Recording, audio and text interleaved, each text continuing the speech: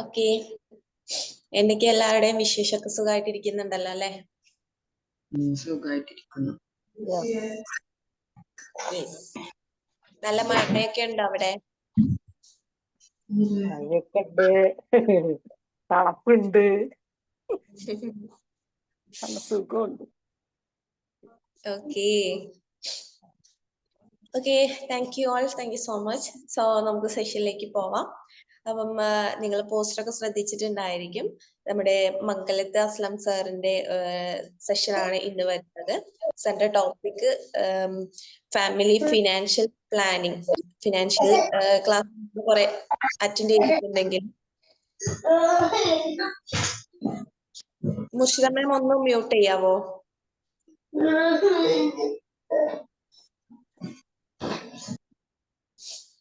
Okay, thank U.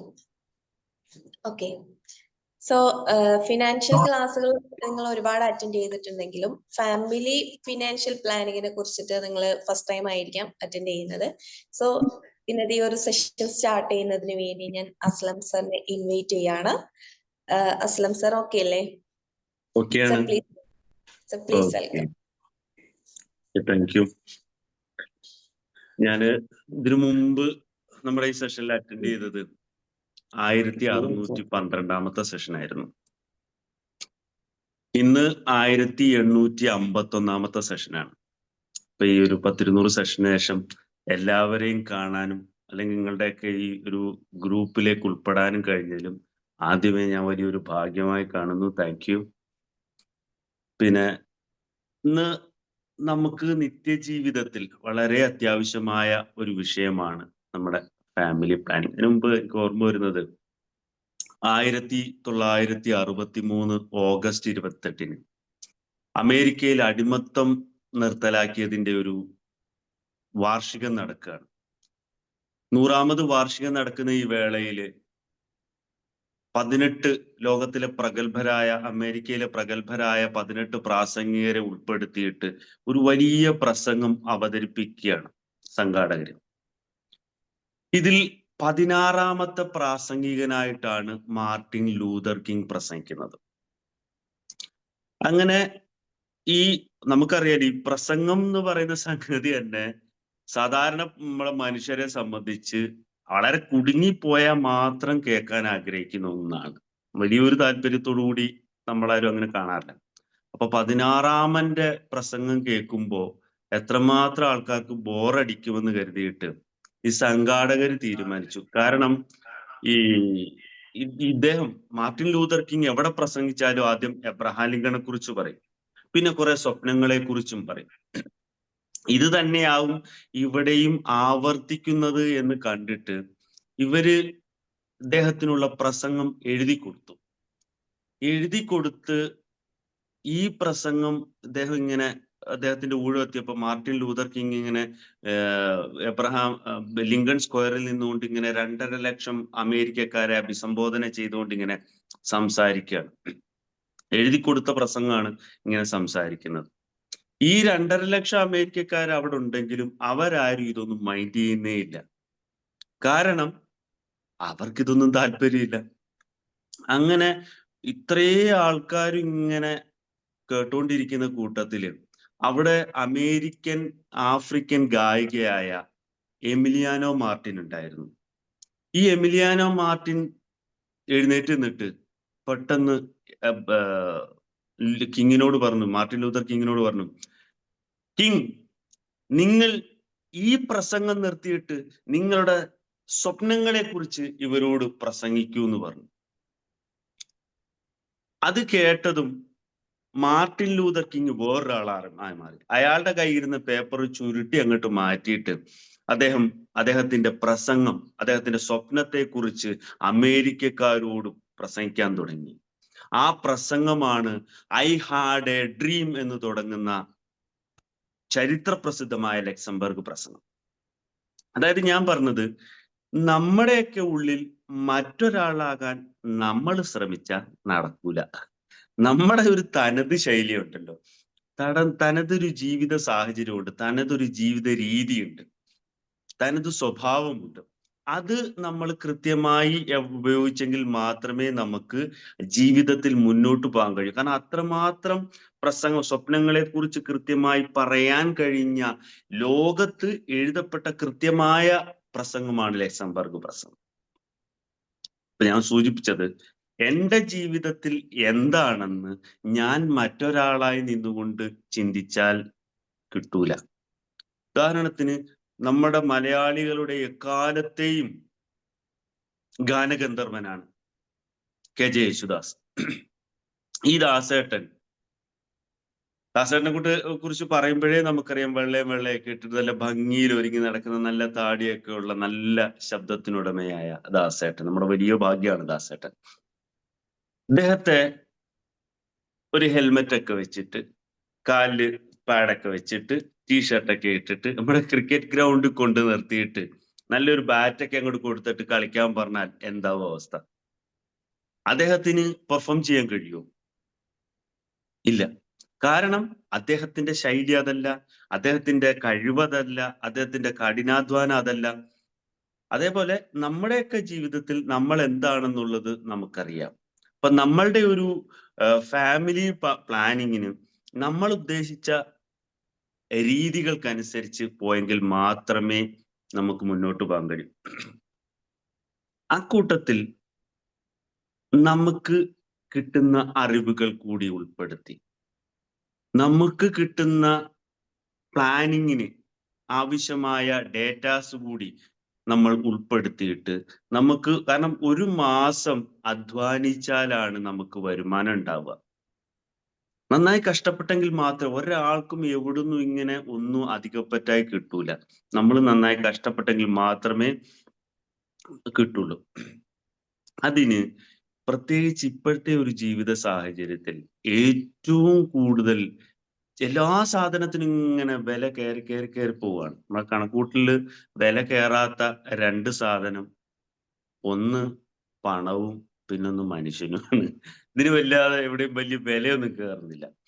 അപ്പോ ഇന്നത്തെ സാഹചര്യത്തിൽ നമ്മൾ ജീവിക്കുമ്പോൾ നമ്മൾക്ക് ഓരോ മാസവും ഉണ്ടാകുന്ന ചെലവുകൾ, വരവുകൾക്കനുസരിച്ച് നമ്മുടെ ചെലവുകൾ, നിത്യച്ചെലവുകൾ, പീരിയോഡിക്കൽ എക്സ്പെൻസുകൾ, ബാധ്യതകൾ, സമ്പാദ്യങ്ങൾ, വിനോദത്തിനായി നമുക്ക് ചെലവാക്കേണ്ട പണം, ഇതൊക്കെ ഒരു കൃത്യമായ ക്രമീകരണത്തിലൂടെ നമുക്ക് പോയാൽ, ഒരു സമ്പാദ്യശീലം നമുക്ക് വളർത്തിയെടുത്താൽ നമ്മുടെ ജീവിതം മനോഹരമാക്കാൻ കഴിയും. ഉള്ളതിൽ നിന്ന് നമ്മുടെ വരുമാനം പരമാവധി കൂട്ടാൻ നമ്മൾ ശ്രമിച്ചുകൊണ്ടിരിക്കുകയാണ്. ആ ഉള്ളത് കൃത്യമായി നമ്മൾ ചെലവാക്കിയെങ്കിൽ മാത്രമേ നമുക്ക് ആ വരവും ചെലവും തമ്മിലുള്ള ഒരു ബാലൻസ് ഷീറ്റ് സെറ്റ് ആവുള്ളൂ.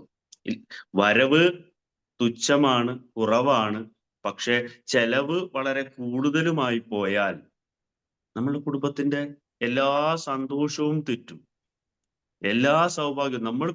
നമ്മളുടെ കയ്യിൽ ഒരു 1000 രൂപ ഉണ്ടെങ്കിൽ നമ്മൾ 1000 രൂപയുടെ മുതലാളിയാണ്. ആ 1000-ൽ നിന്ന് 500 ചെലവാക്കിയാൽ 500 രൂപയുടെ മുതലാളിയാണ്.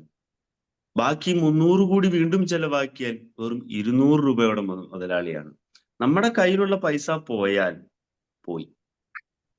നമ്മുടെ കയ്യിൽ അത് ഉണ്ടെങ്കിൽ അത് നമുക്കൊരു ആത്മവിശ്വാസമാണ്. ഒരു മനുഷ്യൻ പഠിച്ചിരിക്കേണ്ട ഏറ്റവും വലിയ സ്വഭാവം എന്ന് പറയുന്നത് അവന്റെ വരവിനനുസരിച്ച് ജീവിക്കുക എന്നത് തന്നെയാണ്. ഒരുപാട് ലോകത്ത് പല സാമ്പത്തിക അവസ്ഥയുള്ള മനുഷ്യന്മാരുണ്ട്. ലക്ഷങ്ങൾ സമ്പാദിക്കുന്നവർ, കോടികൾ സമ്പാദിക്കുന്നവർ, ലക്ഷങ്ങളും കോടികളും ഒക്കെ മാസവരുമാനമുള്ളവർ, അതേപോലെ 1000 രൂപ മാസവരുമാനമുള്ളവര്, 10,000 രൂപ മാസവരുമാനമുള്ളവര്, 50,000 രൂപ, അങ്ങനെ പല ശ്രേണിയിലുള്ള ആൾക്കാരുണ്ട്. 10,000 രൂപ അല്ലെ 50,000 രൂപ ഒരു മാസം വരുമാനമുള്ള ഒരാള് 1,00,000 രൂപ വരുമാനമുള്ള ഒരാളെ പോലെ ചെലവാക്കിയാൽ അയാളുടെ കുടുംബം, അയാളുടെ ജീവിതം, അയാളുടെ ചെലവുകൾ, അയാളുടെ എല്ലാം താളം തെറ്റും. ഇൻലെറ്റും ഔട്ട്ലെറ്റും ഈക്വൽ ആയെങ്കിൽ മാത്രമേ നമ്മുടെ ആ ഒരു ബഡ്ജറ്റ് പ്ലാനിങ്ങിൽ നമ്മുടെ ഒരു ലൈഫ് സമാധാനമുള്ള ഒരു ലൈഫ് ആകാൻ കഴിയുള്ളൂ. ഉദാഹരണത്തിന് അങ്ങനൊരു പദ്ധതിയുടെ ഇല്ലാത്തത് കൊണ്ട് ഞാൻ ഒരു ചോദ്യം ചോദിക്കട്ടെ?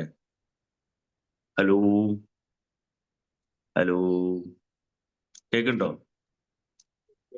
എല്ലാരും പോയോ? ഓക്കെ ഓക്കെ കേൾക്കുന്നുണ്ട്. Okay okay okay. ഉണ്ടോന്ന് ഞാൻ ചെക്ക് ചെയ്ത് നോക്കിയാണ്. നമ്മുടെ മുകേഷ് അംബാനി ഇല്ലേ? ഉണ്ടോ? മുകേഷ് അംബാനിയെ കുറിച്ച് കേട്ടിട്ടുണ്ടോ? കേട്ടിട്ടുണ്ട്. മുകേഷ് അംബാനിയും അനിൽ അംബാനിയും ധീരുഭാനി അംബാനിയുടെ മക്കളായിരുന്നു. ഈ അച്ഛനോടൊപ്പം അനിൽ അംബാനി ഒരുമിച്ച് നിന്ന്, ധീരുഭാനി അംബാനിയും അനിൽ അംബാനിയും ഒരുമിച്ച് നിന്നാണ് റിലയൻസ് ഇൻഡസ്ട്രീസ്, റിലയൻസ് പെട്രോളിയം തുടങ്ങിയ ബിസിനസ്സുകളൊക്കെ പടുത്തുയർത്തിക്കൊണ്ടുവന്നത്. അത് ഉയർന്നുയർന്നിങ്ങ് വന്ന് അച്ഛന്റെ മരണശേഷം, അച്ഛൻ മരണപ്പെട്ടപ്പോ അതിൽ അദ്ദേഹത്തിന്റെ ബിസിനസ്സുകളിൽ ഏറ്റവും കൂടുതൽ വരുമാനമുള്ള ബിസിനസ്സുകൾ എല്ലാം അനിൽ അംബാനി ഏറ്റെടുക്കുകയും മറ്റുള്ള പരമ്പരാഗത ബിസിനസ് എല്ലാം മുകേഷ് അംബാനി ഏറ്റെടുക്കുകയും ചെയ്തു. എന്നാൽ അതിനുശേഷം ഇങ്ങോട്ട് റിലയൻസിന്റെ അല്ലെങ്കിൽ അനിൽ അംബാനിയുടെ ലൈഫ് എടുത്തു നോക്കിയാൽ അദ്ദേഹത്തിന്റെ പ്ലാനിങ്ങിൽ പാളി, അദ്ദേഹത്തിന്റെ ബിസിനസ്സിൽ ശ്രദ്ധിക്കുന്നതിൽ പാളി, അദ്ദേഹത്തിന്റെ എല്ലാ ചിട്ടവട്ടങ്ങളിലും പാളിച്ചകൾ വന്നു. അദ്ദേഹം വരവിനനുസരിച്ച് ചെലവാക്കുന്നതിൽ പാളി, അല്ലെങ്കിൽ വരവിനേക്കാൾ കൂടുതൽ ചെലവാക്കുന്നതും, അതേപോലെ പല ബിസിനസ്സുകളിലും ശ്രദ്ധിക്കാത്തതുമൊക്കെ മൂലം അദ്ദേഹത്തിന്റെ ബിസിനസ്സുകളിൽ പാളിച്ചകൾ ഉണ്ടായി. ലോണുകൾ എടുക്കുന്നത് തിരിച്ചടയ്ക്കുന്നതിന് പാളിച്ചയുണ്ടായി. അതുകൊണ്ട് അദ്ദേഹം വലിയ കടക്കണിയിലാണ് അനിൽ അംബാനി ഉള്ളത്. എന്നാൽ ഇതേ സാധ്യതകളുള്ള, പോരാത്തതിന് അദ്ദേഹത്തിന് സാമ്പത്തിക തട്ടിപ്പ് കേസിൽ പ്രതിയുമാണ്. ഇതേ സാധ്യതകളുള്ള, ഇതേപോലെ വളർന്നു വന്ന അച്ഛന്റെ സമ്പാദ്യത്തിൽ നിന്നും പരമ്പരാഗത സ്വത്തുക്കളാണ്, അതായത് ലാഭം കുറഞ്ഞ പരമ്പരാഗത സ്വത്തുക്കളാണ് അനിയൻ മുകേഷ് അംബാനിക്ക് കിട്ടിയത്. അദ്ദേഹം ഇന്ന് ലോക കോടീശ്വരന്മാരാണ്, ലോക കോടീശ്വരന്മാരിൽ ഒരാളാണ്, ഇന്ത്യയിലെ നമ്പർ 1 കോടീശ്വരനാണ്. അപ്പോ ഒരേ സാധ്യതകൾ ഉണ്ടായിട്ടും രണ്ടുപേർക്കും പാളിപ്പോയത് സാമ്പത്തിക വിനിമയത്തിലെ, ക്രയവിക്രയത്തിലെ വലിയ അപകടമാണ്, അല്ലെങ്കിൽ അശ്രദ്ധയാണ്. അത്തരത്തിൽ നമുക്ക് പാടില്ല. നമ്മുടെ കുടുംബ ബജറ്റ്, നമ്മുടെ വീട്ടിലുണ്ടാകുന്ന വരുമാനം, ചെലവ് ഒക്കെ നമ്മൾ ഒരു കൃത്യമായ പ്ലാനിങ്ങിലൂടെ മാത്രമേ മുന്നോട്ട് പോകാൻ പാടുള്ളൂ. എങ്കിലേ നമുക്ക് ജീവിതത്തിൽ വിജയിക്കാൻ കഴിയുള്ളൂ. അല്ല, സാധാരണ നമ്മൾ കേൾക്കുന്ന ഒരു വാട്സപ്പ് കോമഡി ഉണ്ട്. ഈ വരവ് എന്ന് പറയുന്നത് കേട്ടിട്ടുണ്ടോ? വരവ് എന്ന് പറയുന്നത് കണ്ണീര് പോലെയാണ്. ആകെ ഈ 2 ഭാഗത്തുനിന്നേ വരാനുള്ളൂ. ചെലവ് എന്ന് പറയുന്നത് വിയർപ്പ് പോലെയാണ്. ഏതിലേ വേണമെങ്കിലും ഒഴുകി ഇങ്ങനെ പോകാം. അതുകൊണ്ട് നമുക്ക് ചെലവാകാനുള്ള നമുക്ക് കിട്ടുന്ന വരുമാനം അത് കൃത്യമായി നല്ല പ്ലാനിങ്ങിലോടുകൂടി ചെലവാക്കണം. അതാണ് നമ്മൾ ഇന്ന് ഡിസ്കസ് ചെയ്യുന്നത്. അതിന് ഒന്നാമതായി വേണ്ടത്, നമുക്ക് കിട്ടുന്ന വരുമാനം എത്രയാണ് എന്നുള്ള ബോധ്യം നമുക്കുണ്ടാകണം. നമ്മുടെ ശമ്പളം എത്രയാണ്? 10,000, 20,000, 50,000, 1,00,000, എത്രയോ ആയിക്കോട്ടെ. അത് എങ്ങനെയാണ്, എന്താണ് നമുക്ക് കിട്ടുന്നതെന്നുള്ള ബോധ്യം, നമ്മുടെ ചെലവുകൾ, ഞാൻ നേരത്തെ നമ്മുടെ ദാസേട്ടന്റെ കഥ പറഞ്ഞതുപോലെ നമ്മളെ തിരിച്ചറിയാവുന്നത് നമുക്ക് മാത്രമാണ്. ഒരു മാസം പണ്ടൊക്കെ നമുക്കൊക്കെ ഓർമ്മയുണ്ടാവും, നമ്മുടെ മക്കളോട് ചോദിച്ചാൽ അവർക്ക് ഓർമ്മയുണ്ടാവില്ല. നമ്മളുടെയൊക്കെ ഒരു ജനറേഷനിൽ നമ്മൾ പലചരക്ക് കടയിൽ പോവുമായിരുന്നു. ഈ പലചരക്ക് കടയിൽ പോവുക എന്ന് പറയുന്നത്, അതിനൊരു കുറിപ്പ് വീട്ടിൽ നിന്ന് തന്നുവിടും. ഒന്നുകിൽ അതൊരു ബുക്കാവും, അല്ലെങ്കിൽ അതൊരു പേപ്പറാവും. ആ പേപ്പറും കൊണ്ട് നമ്മൾ അങ്ങോട്ട് പോയി അവിടെ ചെന്നിട്ട് കൃത്യമായ സാധനങ്ങൾ അതിനെഴുതിയിട്ടുണ്ടാവും. അരി 5 കിലോ, പഞ്ചസാര 500 ഗ്രാം, തേയില 150 ഗ്രാം, വെളുത്തുള്ളി 250 ഗ്രാം. അത് കൃത്യമായി അതിനകത്ത് ആ പേപ്പറിൽ തന്നെ എഴുതിയിട്ടുണ്ടാവും. അത് നമ്മൾ കടയിലോട്ട് കൊണ്ടു കൊടുക്കുമ്പോൾ കടക്കാരൻ അതിനകത്ത് സാധനം എടുത്തിട്ട് ടിക്ക് ചെയ്ത് വിലയിട്ട് നമുക്ക് അത് കൺസോൾഡേറ്റ് ചെയ്ത് കാൽക്കുലേറ്റ് ചെയ്ത് ആ എമൗണ്ട് തരും. അങ്ങനെയായിരുന്നു നമ്മൾ പണ്ട് കടയിൽ പോയിരുന്നത്, പലചരക്കടയിൽ സാധനം വാങ്ങാൻ പോകുന്നത്. ഇപ്പൊ ഇവിടെ നമ്മൾ ഈ പോകുന്ന കൂട്ടത്തിൽ, ഇപ്പൊ എന്നെ എൻ്റെ വീട്ടിൽ നിന്ന് അയച്ചാൽ പോകുന്ന കൂട്ടത്തിൽ 1 രൂപയുടെ എന്തെങ്കിലും അങ്ങോട്ട് വാങ്ങാനോ ഇങ്ങോട്ട് വാങ്ങാനോ ഉള്ള സാധ്യത എവിടെയില്ല. അവിടെ എന്താണോ നമ്മുടെ അമ്മ അച്ഛൻ നമുക്ക് പറഞ്ഞു തന്നത്, എഴുതി തന്നത്, അത് മാത്രം, അതിനകത്ത് വേറൊന്നും നമ്മൾ ആഗ്രഹിക്കുന്നുണ്ട്. മിഠായി വാങ്ങണം, കടല വാങ്ങണം എന്നൊക്കെ നമ്മൾ ആഗ്രഹിക്കുന്നുണ്ട്. പക്ഷെ അതിന് എവിടെയും സ്കോപ്പില്ല, ഉണ്ടായിരുന്നില്ല. അതൊരു ബഡ്ജറ്റ് പ്ലാനിങ് ആയിരുന്നു, നമ്മുടെ കുടുംബത്തിന്റെ നട്ടെല്ലായിരുന്നു അത്.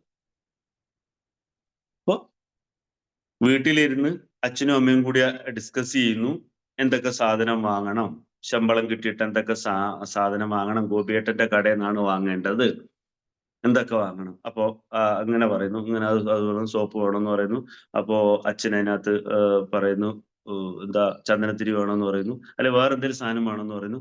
ഈ സാധനം ആ വീട്ടിലിരുന്ന് അച്ഛനും അമ്മയും കൂടി എന്തൊക്കെയാണോ ഡിസ്കസ് ചെയ്തത്, എന്തൊക്കെയാണോ തീരുമാനിച്ചത്, അത് തന്നെ പോകുന്ന ഞാനും ഹോൾഡ് ചെയ്യുന്നത്, അല്ലെങ്കിൽ നമ്മളെല്ലാവരും ചെയ്തിരുന്നത്. ഇനി കടയിലോട്ട് ചെന്ന് കയറിയാൽ അതേ സാധനം, വീട്ടിൽ എന്താണോ പ്ലാൻ ചെയ്തത് അതേ സാധനം തന്നെയാണ് കടക്കാരനും. അതിനകത്ത് അയാൾക്ക് കൂട്ടാനും കഴിയില്ല, കുറയ്ക്കാനും കഴിയില്ല. അയാൾക്ക് ആകെ കൂട്ടാനും കഴിയുന്ന കണക്ക് കൂട്ടാവുന്നല്ലാതെ ബാക്കി എന്തൊക്കെയാണോ സാധനം എടുക്കേണ്ട അയാൾ എടുത്ത് തരണം. അതൊരു ബഡ്ജറ്റ് പ്ലാനിങ് ആയിരുന്നു. പക്ഷെ അത് കഴിഞ്ഞിട്ട് അതിന്റെ ആ ഒരു രീതി ഒന്ന് മാറിയതിനെ കുറിച്ച് നമുക്കൊന്ന് ആലോചിച്ച് നോക്കാം.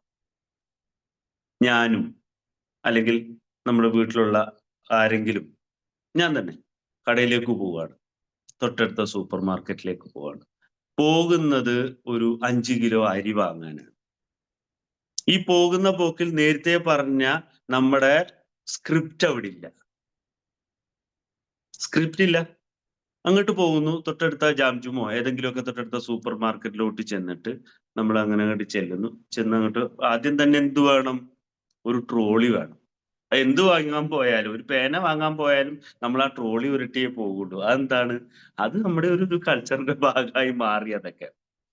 അപ്പൊ നമ്മൾ ട്രോളി എടുക്കുന്നതോടുകൂടി നമ്മുടെ മൈൻഡ് സെറ്റ് ഒക്കെ ആകെ മാറി. എന്തൊക്കെയോ സാധനങ്ങൾ, പേന വാങ്ങാനാണ് പോയത്, അല്ലെ 5 കിലോ പഞ്ചസാര വാങ്ങാനാണ് പോയത്, പക്ഷെ എന്തൊക്കെയോ മാറ്റം നമുക്ക് ഉണ്ടായിട്ടുണ്ട്.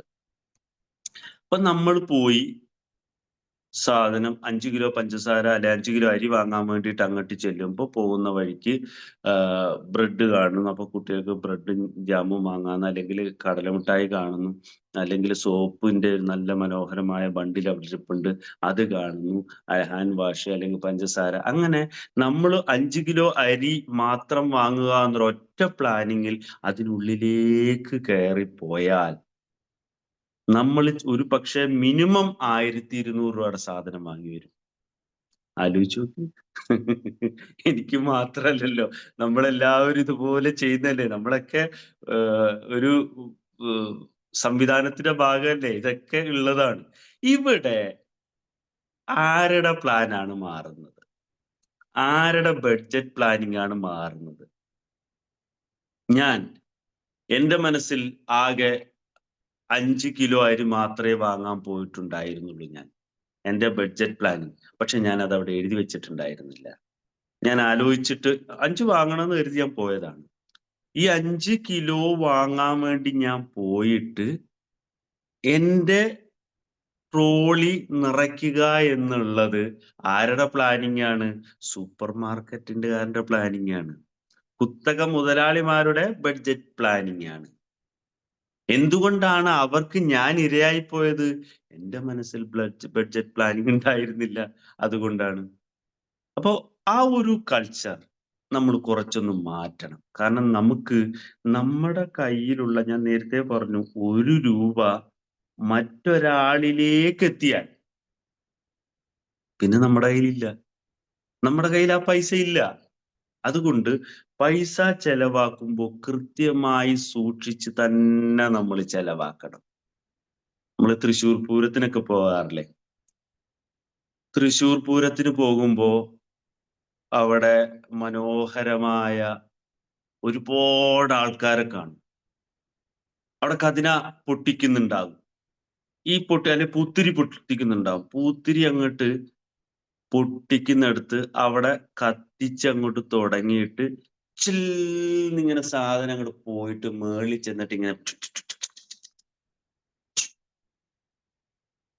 അങ്ങനെ ആ ഒരു കാഴ്ച നമ്മളിങ്ങനെ കണ്ടുകൊണ്ട് നിൽക്കുമ്പോ എന്ത് ഫീലാണോ, അല്ലെങ്കിൽ അതിന് എത്ര സമയമാണോ നമ്മൾ എടുക്കുന്നത്, അത്ര സമയമേ നമ്മുടെ കയ്യിലുള്ള പൈസയ്ക്ക് മറ്റൊരാളുടെ കയ്യിലേക്ക് പോയാലുള്ളൂ.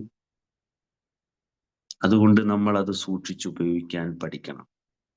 ഞാൻ പറഞ്ഞത് സൂപ്പർ മാർക്കറ്റിൽ കയറണ്ടെന്നല്ല പറഞ്ഞത്, ട്രോളി എടുക്കണ്ട എന്നല്ല പറഞ്ഞത്, അരി വാങ്ങണ്ട എന്നല്ല പറഞ്ഞത്. അവിടേക്ക് പോകുമ്പോൾ നമ്മളുടെ മനസ്സിൽ കൃത്യമായ ഒരു പ്ലാനിങ് ഉണ്ടായിരിക്കണം, ഒരു റിട്ടേൺ ലിസ്റ്റ് തന്നെ ഉണ്ടാകണം. അത് ശീലിക്കണം. നമുക്ക് എവിടുന്നും ഒഴുകി വരുന്ന ഒരു സമ്പാദ്യവുമില്ല. അത് കൃത്യമായി ഇപ്പൊ ഞാൻ പറഞ്ഞ ഒരു പോയിന്റ് അതാണ്. നമുക്ക് ഒരു മാസം നമുക്ക് വരുന്ന ചെലവുകൾ EMI അടയ്ക്കാനുണ്ടാവും, ഇൻഷുറൻസ് അടയ്ക്കാനുണ്ടാവും, ചിട്ടിക്ക് പൈസ കൊടുക്കാനുണ്ടാവും, കറണ്ട് ബില്ല് അടയ്ക്കാനുണ്ടാവും, പാലും പത്രവും പലർക്കും മക്കളുടെ ഫീസും, അങ്ങനെ കുറേ ഉണ്ടാകും. ഇത് നമ്മുടെ ഒരു മാസത്തെ സ്പെൻഡിങ് ബഡ്ജറ്റാണ്. ഇത് നിർബന്ധമായിട്ടും നമ്മൾ ചെലവാക്കേണ്ടതാണ്. അതിന് കൃത്യമായ ഒരു കണക്കുണ്ടാകണം. ഉണ്ടായേ പറ്റുള്ളൂ.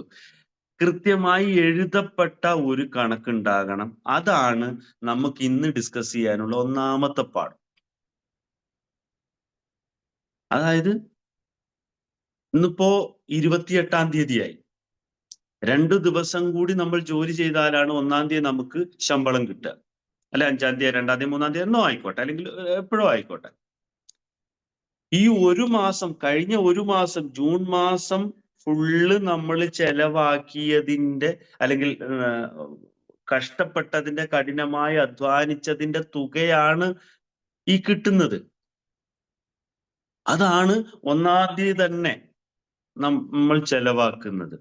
നമ്മുടെ ഒരു വലിയ പാളിച്ച എവിടെയെന്ന് ചോദിച്ചാൽ, നമ്മളുടെ കയ്യിലേക്ക് 1-ാം തീയതി കിട്ടുന്ന പൈസ ഒരു മാസത്തിന്റെ ആദ്യ ദിവസങ്ങളിൽ, ആദ്യത്തെ 10 ദിവസങ്ങളിൽ എങ്ങനെ ലാവിഷാക്കി ചെലവഴിച്ചിട്ട് തുടർന്ന് അങ്ങോട്ടുള്ള 20 ദിവസങ്ങളിൽ ആകെ കടം വാങ്ങിക്കേണ്ട ഒരു സാഹചര്യം ഉണ്ടാവുകയാണ്. അതിനാണ് മാറ്റം വരേണ്ടത്. അതിനെക്കുറിച്ചാണ് നമ്മൾ ഈ ചർച്ച ചെയ്യുന്നത്. അതിൽ ഒന്നാമത് ഞാൻ പറഞ്ഞ നമ്മുടെ സ്പെൻഡിങ് ബഡ്ജറ്റ്, ഒരു മാസം കമ്പൽസറി ആയിട്ട് ചെലവാക്കേണ്ട തുക, അതിന് ഇല്ലായ്മ ചെയ്യാൻ പറ്റൂല. കറണ്ട് ബില്ല് അടയ്ക്കാതിരിക്കാൻ പറ്റൂല, അരി വാങ്ങാതിരിക്കാൻ പറ്റൂല, കുട്ടികളുടെ ഫീസ് അടയ്ക്കാതിരിക്കാൻ പറ്റൂല, ഇൻഷുറൻസും മറ്റ് EMI ഒക്കെ ഉണ്ടെങ്കിൽ അത് കൃത്യമായി അടച്ചേ പറ്റുള്ളൂ. അത് അടയ്ക്കേണ്ടതിന്റെ ആദ്യത്തെ ദിവസം തന്നെ അടയ്ക്കണം. അത് ശീലിക്കണം നമ്മൾ. 1-ാം തീയതി ബില്ല് വന്നാൽ അതിന്റെ ഡ്യൂ ഡേറ്റ് 10-ാം തീയതി ആണെന്ന് കൂട്ടാം. അതിന്റെ ഇപ്പൊ കറണ്ട് ബില്ല് ആണെങ്കിൽ 12-ാം തീയതി മറ്റ് പിഴകളില്ലാതെ അടയ്ക്കേണ്ട ദിവസമാണ്. നമ്മൾ ഈ 12-നും 13-നും വെക്കേണ്ടതില്ല. 1-ാം തീയതി അടച്ചാലും 10-ാം തീയതി അടച്ചാലും ഒരേ എഫക്റ്റ് ആണ്. സോ കിട്ടുന്ന ആദ്യത്തെ ദിവസം തന്നെ അക്കൗണ്ടിൽ പൈസ ഉണ്ടെങ്കിൽ അന്ന് തന്നെ അടച്ചു തീർക്കുക. അതൊരു ശീലമാണ്, അതൊരു സ്വഭാവമാണ്. അത് നമ്മൾ പാലിക്കണം. മാറ്റങ്ങൾ ഉണ്ടാക്കിയേ പറ്റുള്ളൂ. കാരണം നമുക്ക് കിട്ടുന്ന പൈസ, നമുക്ക് കിട്ടുന്ന നമ്മുടെ വരുമാനം, അത് നമ്മൾ കഷ്ടപ്പെട്ടുണ്ടാക്കിയതാണ്, കഷ്ടപ്പെട്ട് അധ്വാനിച്ചതാണ്. ഒരാളും നമ്മളെ സഹായിച്ചതല്ല.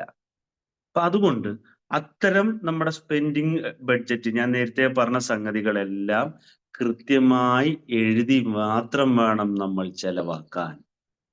അതിനാവശ്യമായ തുക ആ ഫണ്ടിൽ നിന്ന് തന്നെ, 10,000 നമുക്ക് കിട്ടുന്നുണ്ട് എങ്കിൽ അതിൽ നമ്മൾ ഇതിനു വേണ്ടി ചെലവാക്കാൻ വേണ്ടി ഉദ്ദേശിച്ചിരിക്കുന്ന പൈസ അതിൽ അടങ്ങി ഒതുങ്ങി നിന്ന് വേണം ചെലവാക്കാൻ. അതിനപ്പുറത്തേക്ക് പോകാൻ പാടില്ല. മറ്റതൊരു സംസ്കാരത്തിന്റെ ഭാഗമാണ്. ഏത് കണ്ടതെല്ലാം വാങ്ങിക്കൂട്ടുന്നത്. അതിന്റെ ഒന്നും ആവശ്യമില്ല. ഒരു കടയിൽ പോയാൽ നമ്മളൊരു മൊബൈൽ വാങ്ങാൻ വേണ്ടി പോയാൽ നമ്മളുടെ മനസ്സിലൊരു പ്ലാനിങ് ഉണ്ടാവും. 10,000 രൂപയുടെ സാധനം വാങ്ങും. അവിടെ ചെല്ലുമ്പോൾ അവർ നമ്മളെ കാണിച്ചു തരുന്നത് 15,000 രൂപയുടെ സാധനമാണ്. 15,000 രൂപയുടെ മൊബൈൽ നമ്മുടെ മുമ്പിലേക്ക് കാണിച്ചു തന്നിട്ട് നമ്മൾ 10,000ത്തിൻ്റെന് പോവുകയാണ്. അവർ കാണിച്ചു തരുന്നത് തന്നെ 5,000 കൂടിയതാണ്, 15,000ത്തിൻ്റെതാണ്. പിന്നീട് 18,000ത്തിൻ്റെയും 22,000ത്തിൻ്റെയും 30,000ത്തിൻ്റെയും ഫോൺ ഇങ്ങനെ കാണിച്ചു വന്നിട്ട് ഈ നമ്മളോട് പറഞ്ഞ 15,000 നമ്മളെ 15,000ത്തിലേക്ക് അവരെത്തിച്ചു. 15,000ത്തിൻ്റെയും 18,000ത്തിൻ്റെയും ഒക്കെ ഫീച്ചേഴ്സ് 29,000ത്തിൻ്റെയും 30,000ത്തിൻ്റെയും ഫീച്ചേഴ്സുമായിട്ട് അവർ നമ്മുടെ മുമ്പിൽ ഇരുന്ന് കമ്പയർ ചെയ്യും. എന്നിട്ട് നമ്മളോട് ചോദിക്കും, ഇപ്പോഴും നിങ്ങൾ ഈ 20,000ത്തിൻ്റെ വാങ്ങാനാണോ വന്നത്? ആക്ച്വലി നമ്മൾ എത്രന്റെ വാങ്ങാനാ വന്നത്? നമ്മൾ 10,000ത്തിൻ്റെ വാങ്ങാനാ എത്തിയത്. നമ്മളെ അവരെവിടെ എത്തിച്ചു? 30,000ത്തിലേക്ക് എത്തിച്ചു. എന്നിട്ട് നമ്മളെ പുച്ഛിക്കുന്ന പോലെ നമ്മളോട് ചോദിക്കുകയാണ്, ഇപ്പോഴും നിങ്ങൾ ഈ 20,000ത്തിൻ്റെതാണോ വാങ്ങുന്നത് 30,000ത്തിൻ്റെ പോരെയെന്ന്. മനസ്സിനൊരു അല്പം ആട്ടമുള്ള നമ്മള്, ലോലഹൃദയരായ നമ്മള് ഏത് വാങ്ങിപ്പോരും? 30,000ത്തിൻ്റെത് വാങ്ങിപ്പോരും. എവിടെയായിരുന്നു പ്ലാനിങ്? 10,000ത്തിൻ്റെതായിരുന്നു. 30,000ത്തിലേക്ക് എത്തിച്ചത് ആരാ? നമ്മളാണോ? അല്ല, കടക്കാരനാണ്, കമ്പനിക്കാരനാണ്. കമ്പനിക്കാരൻ ഏതോ രാജ്യത്തിരുന്നിട്ട് നമ്മളെ 10,000 രൂപ മാത്രം വാങ്ങാൻ വേണ്ടി വന്ന നമ്മളെ 30,000ത്തിലേക്ക് എത്തിച്ചു. ഇവിടെ ആരുടെ പ്ലാനാണ് വിജയിച്ചത്? എന്റെ പ്ലാനാണ്, കടക്കാരന്റെ പ്ലാനാണ്, കമ്പനിക്കാരുടെ പ്ലാനാണ്? ആ ഒരു സ്വഭാവം നമ്മൾ മാറ്റിവെക്കണം. ആ ഒരു ശീലം നമ്മൾ മാറ്റിവെക്കണം. നമുക്കറിയാം, അതൊരു ഇച്ഛാശക്തിയാണ്. ഞാൻ അധ്വാനിച്ച പൈസ കൊണ്ട്, ഞാൻ സമ്പാദിച്ച പൈസ കൊണ്ട് ഏത് സാധനം വാങ്ങണം എന്നുള്ളത് തിരിച്ചറിയാനുള്ള ഒരു കഴിവ് നമുക്കുണ്ടാകണം. ആവശ്യമുള്ളതാണെങ്കിൽ അവർ പറയുന്നത് നമ്മൾ അനുസരിക്കുക.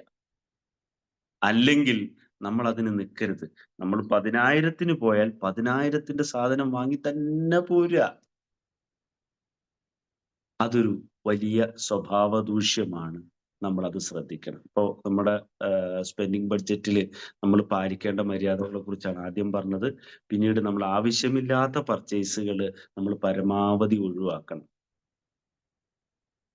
ഇനി അതുപോലെ മറ്റൊരു കേസാണ്, നമ്മളുടെ കയ്യിൽ നിന്ന് പൈസ ഒഴുകുന്ന, നമ്മളുടെ കയ്യിൽ നിന്ന് നമ്മളുടെ വരുമാനം ഒഴുകിപ്പോകുന്ന, നമ്മളുടെ കയ്യിൽ നിന്ന് നമ്മൾ സമ്പാദിച്ച കഠിനാധ്വാനം ഒഴുകിപ്പോകുന്ന മറ്റൊരു വസ്തുതയാണ് ഈ ഓൺലൈൻ പേയ്മെന്റ്, UPI പേയ്മെന്റ്.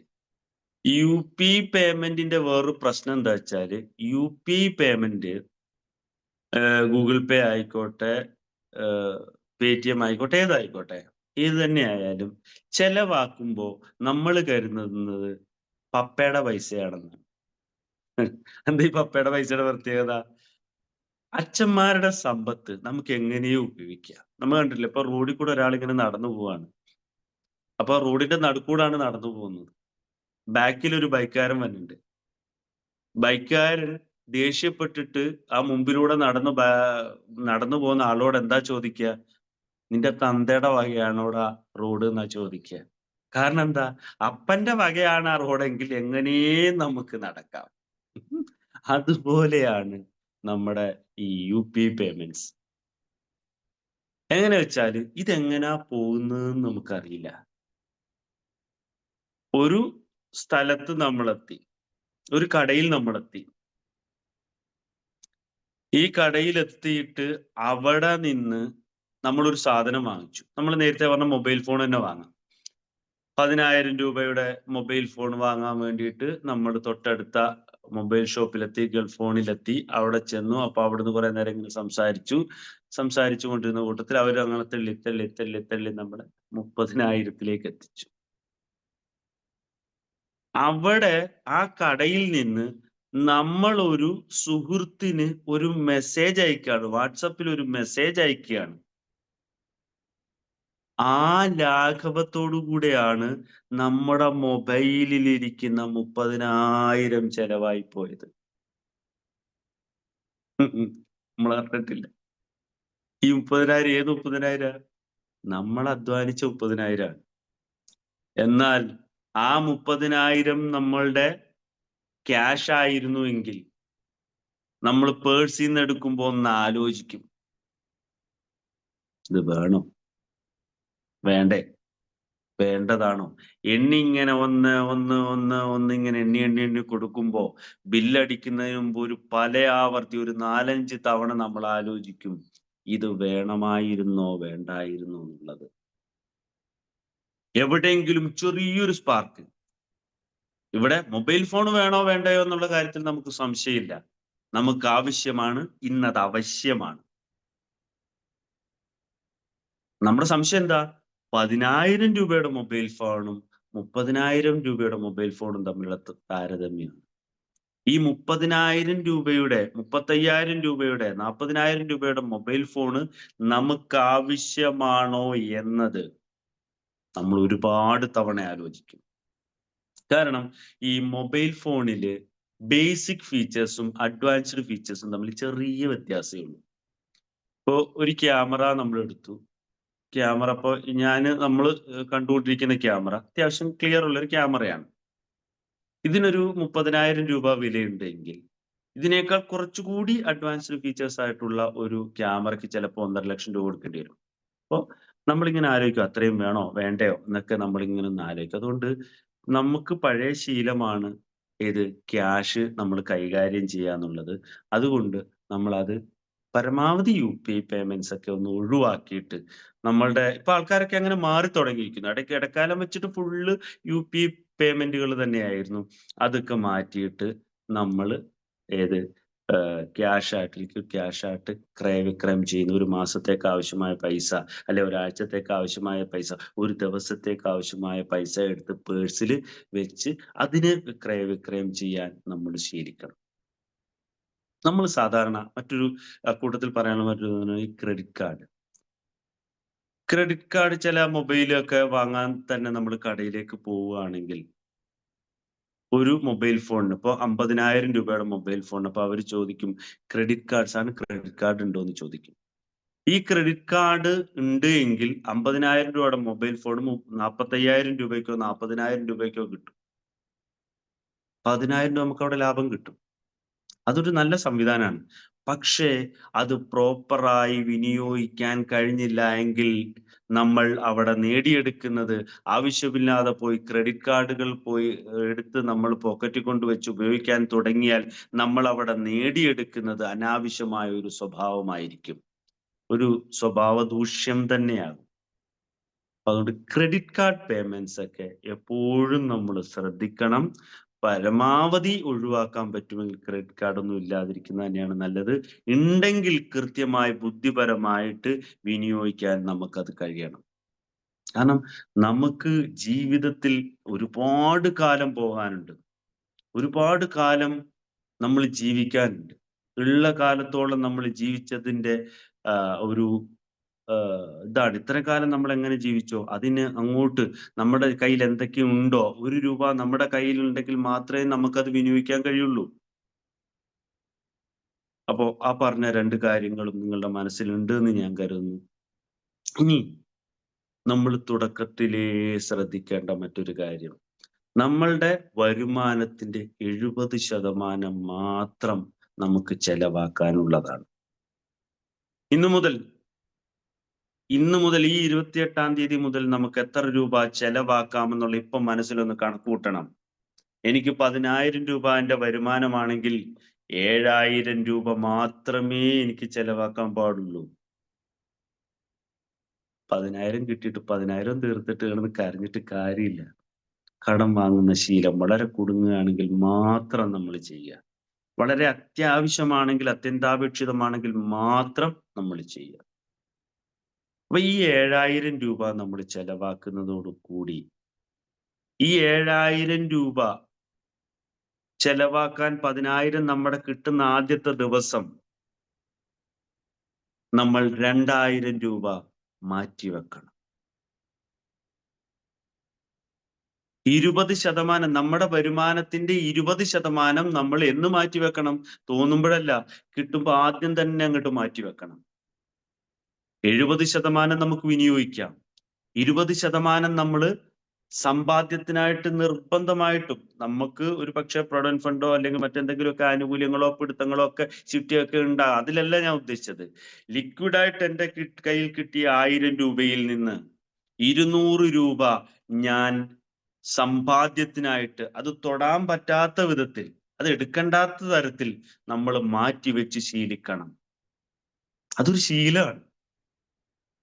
നമ്മൾ സ്കൂളിലൊക്കെ ഒരുപാട് നല്ല നല്ല ശീലങ്ങൾ പഠിച്ചിട്ടുണ്ട്. കൂട്ടുകാരോടൊപ്പവും വീട്ടുകാരോടൊപ്പവും നാട്ടുകാരോടൊപ്പം ഒക്കെ ഒരുപാട് നല്ല ശീലങ്ങൾ പഠിച്ചിട്ടുണ്ട്. അതിൽ ഇമ്പോർട്ടന്റ് ആയിട്ടുള്ള ഒരു ശീലമാണ് സമ്പാദ്യം. ആ സമ്പാദ്യം 70 അങ്ങ് മാറ്റിവെച്ചിട്ട് നമ്മളൊരു ദരിദ്രനായിട്ട് ജീവിക്കാനല്ല പറഞ്ഞത്.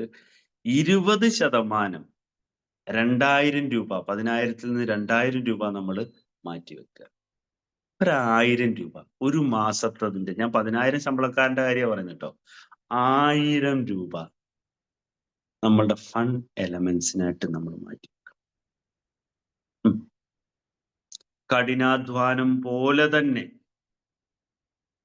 വളരെ അത്യാവശ്യമായ ഒന്നാണ് വിശ്രമവും സന്തോഷവും. എല്ലാം അങ്ങോട്ട് ഉണ്ടാക്കി വെച്ചിട്ട് സമ്പാദിച്ചു കൂട്ടിയതിന് ശേഷം വിശ്രമിക്കാൻ ആരും നിൽക്കേണ്ടതില്ല. വിനോദത്തിനായിട്ട് ആരും നിൽക്കേണ്ടതില്ല. നമ്മൾ ഓരോ മാസവും നമുക്കൊരു യാത്ര പോകണമെന്നുണ്ടെങ്കിൽ, ഒന്ന് കറങ്ങാൻ പോകണമെന്നുണ്ടെങ്കിൽ, പുറത്തുപോയി ഒരു നല്ല ഭക്ഷണം കഴിക്കണമെന്നുണ്ടെങ്കിൽ, കൂട്ടുകാരോടൊപ്പം ഒരു എന്തെങ്കിലുമൊക്കെ പ്രോഗ്രാമുകളിൽ പങ്കെടുക്കണമെന്നുണ്ടെങ്കിൽ, ഇതിനായിട്ട് ഓരോ മാസവും നമ്മൾ ഒരു 1,000 രൂപ മാറ്റിവെക്കണം. 10,000 രൂപ ശമ്പളക്കാരൻ ഈ 2,000 രൂപ മാറ്റിവെക്കണം സമ്പാദ്യത്തിനായിട്ട്. 7,000 രൂപ മാറ്റിവെക്കണം ചെലവഴിക്കാനായിട്ട്. അങ്ങനെ കൃത്യമായ മന്ത്ലി ബഡ്ജറ്റ് പ്ലാനിങ് നമ്മൾ ഉണ്ടാക്കിയെങ്കിൽ മാത്രമേ നമുക്ക് ജീവിതത്തിൽ മുന്നോട്ട് പോകാൻ കഴിയുള്ളൂ. അപ്പോ ഞാൻ ഈ പറഞ്ഞ കാര്യങ്ങൾ നമുക്കൊന്ന് കൺസോളിഡേറ്റ് ചെയ്യാം. വേറൊന്നുമല്ല, ഒന്ന് നമ്മൾ പറഞ്ഞത് നമ്മളുടെ ചെലവുകളെ കുറിച്ച് നമ്മൾ ആദ്യം അറിഞ്ഞിരിക്കുക എന്നുള്ളതാണ്. എത്ര രൂപ നമുക്ക് ചെലവുണ്ട്, ഒരു മാസത്തെ നിർബന്ധ ബഡ്ജറ്റിൽ ഏതൊക്കെയാണ് നമ്മുടെ ചെലവ് എന്നുള്ളത് നമ്മൾ അറിഞ്ഞിരിക്കണം. അത് കൃത്യമായി എഴുതി വെക്കണം. എഴുതി വെച്ചതിന് ശേഷം മാത്രം വേണം നമ്മൾ അത് ചെലവാക്കാൻ. അതാണ് നമ്മൾ ഒന്ന് പറഞ്ഞത്.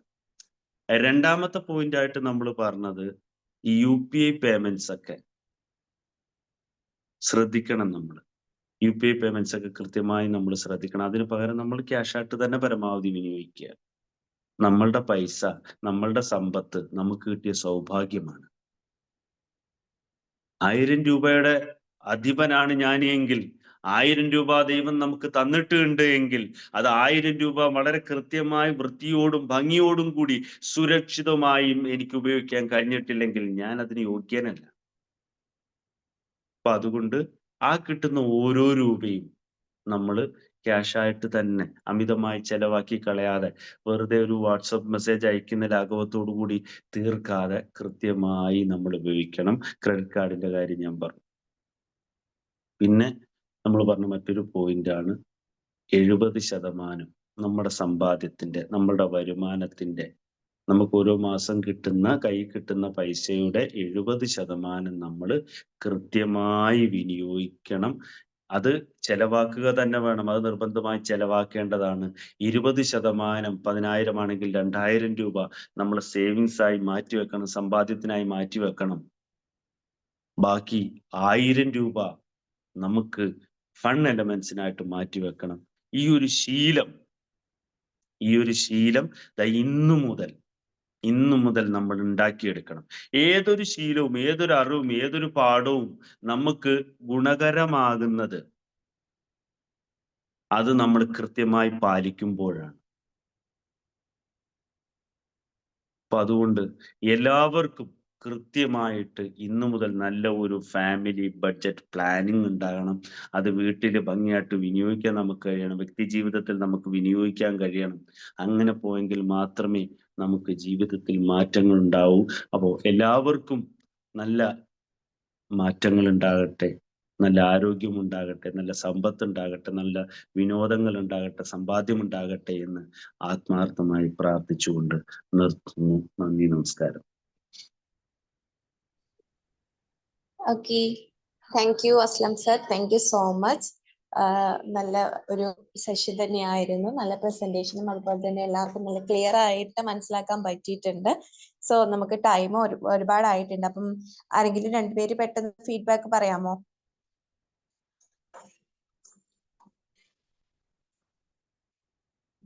വളരെ നല്ലൊരു ക്ലാസ് ആയിരുന്നു. Magic morning. പ്രീത മാം പറഞ്ഞോളൂ. അസ്ലം സാർ വളരെ ഇൻട്രസ്റ്റഡ് ആയിരുന്നു ക്ലാസ്. ഇന്നത്തെ ഈ ഒരു സമയത്ത് നമ്മളെല്ലാവരും ചെയ്യുന്ന കുറച്ച് കാര്യങ്ങൾ സാർ കുറച്ച് സമയത്തിനുള്ളിൽ തന്നെ കറക്റ്റ് ആയിട്ട് മനസ്സിലാവുന്ന തരത്തില് നല്ല ഇൻട്രസ്റ്റോട് കൂടി തന്നെ കേൾക്കാൻ പറ്റി. Thank you sir, thank you so much. ഇനിയും പ്രതീക്ഷിക്കുന്നു class. Okay, thank you. Thank you Preetha ma'am. Okay, last ഒരു ആളും കൂടെ പറഞ്ഞാൽ നമുക്ക് വൈൻഡപ്പ് ചെയ്യാം. Magic morning. Ma'am, magic morning. നല്ലൊരു ക്ലാസ് ആയിരുന്നു സാറേ. കാരണം ഇത് കൂടുതലും മനസ്സിലാക്കേണ്ടത് ഇന്നത്തെ ഒരു തലമുറക്കാരാണ്. നമ്മളൊക്കെ എന്ന് പറഞ്ഞാൽ എന്തായാലും നമ്മള് ആദ്യം മുതൽ എങ്ങനെയാണോ ശീലിച്ചത് അതുപോലെ തന്നെയാണ് ഇപ്പോഴും ചെയ്തുകൊണ്ടിരിക്കുന്നത്. കാരണം നമ്മള് ലിസ്റ്റ് ഉണ്ടാക്കിയിട്ട് തന്നെയാണ് ഒരു ഷോപ്പിൽ പോയി സാധനങ്ങൾ മേടിക്കുന്നത്. പക്ഷെ ഇപ്പോഴത്തെ തലമുറക്കാർ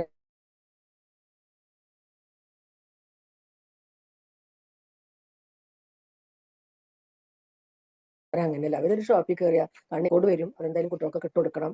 നല്ല ക്ലാസ് ആയിരുന്നു സാറേ. Okay, thank U. ഇനിയും സാറിന്റെ നല്ല നല്ല ക്ലാസ്സുകൾ പ്രതീക്ഷിക്കുന്നു.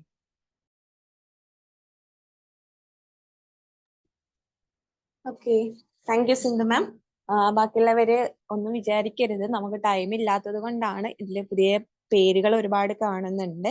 സോ ഇൻട്രൊഡ്യൂസ് ചെയ്യാനൊക്കെ പറയണമെന്നുണ്ട്. നമുക്ക് എന്ത് ചെയ്യാം, നെക്സ്റ്റ് ക്ലാസ്സിൽ നിങ്ങൾ ഇൻട്രൊഡ്യൂസ് ചെയ്യുക. അതിന് വേണ്ടിയിട്ട് സെറ്റായിട്ട് വരും എല്ലാവരും. സോ ഇതൊന്നും നമുക്ക് വൈൻഡപ്പ് ചെയ്യാലോ അല്ലെ? ടൈം ഒരുപാട് ആയതുകൊണ്ടാണ്. എല്ലാവരും ഓക്കെ ആണോ? ആർക്കെങ്കിലും എന്തെങ്കിലും പറയാനുണ്ടോ? ഇല്ല. Okay, fine. Okay okay. അപ്പം ഇന്ന് നല്ലൊരു സെഷൻ എടുത്ത അസ്ലം സാറിനും അതുപോലെ ഇതിൽ പങ്കെടുത്ത എല്ലാവർക്കും thank you so much. Have a nice day. Bye all. Thank you, Aslam sir. Thank you all. Aslam sir, thank you very much. Thank you all. Thank you. Thank you.